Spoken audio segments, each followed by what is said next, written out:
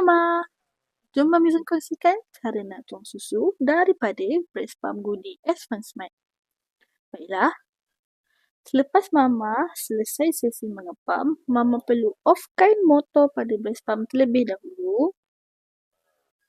Kemudian, Mama perlu tundukkan sedikit badan Mama. Macam ni. Baru Mama boleh keluarkan breast pump. Semasa Mama keluarkan breast pump, pastikan Mama keluarkan dia sedikit menyengit macam ni.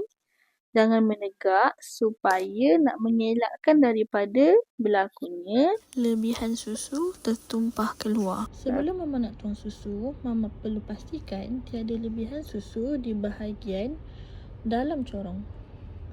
Jika ada, sebagai contoh sekarang, ada sedikit air di dalam ni.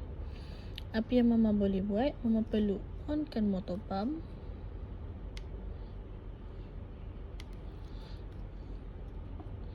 Kemudian, Mama boleh tingkatkan level.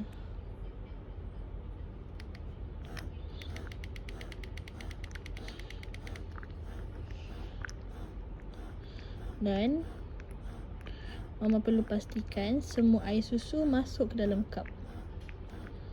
Kiranya tiada titisan air langsung di dalam bahagian corong ni.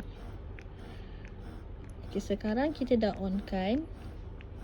Kita pastikan semua susu betul-betul masuk ke dalam cup. Okey. Lepas semua dah masuk dalam cup, apa yang Mama perlu buat ialah Mama perlu offkan motor pump.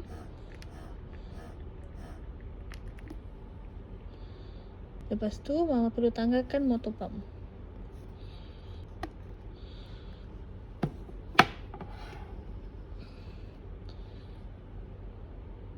Lepas tu Mama boleh ambil botol ataupun plastik dan Mama letak tangan Mama yang ni. Mama pegang bahagian cup yang besar ni untuk support. Dan Mama boleh tuang daripada lubang ni yang ada dekat sini. So, nak tuang dia, Mama boleh tuang macam tu. Terus ke dalam botol.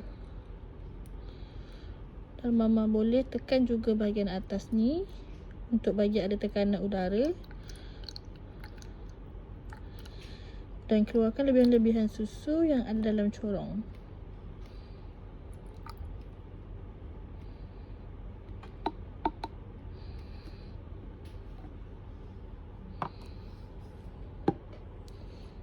Dah siap. Happy breastfeeding Mama.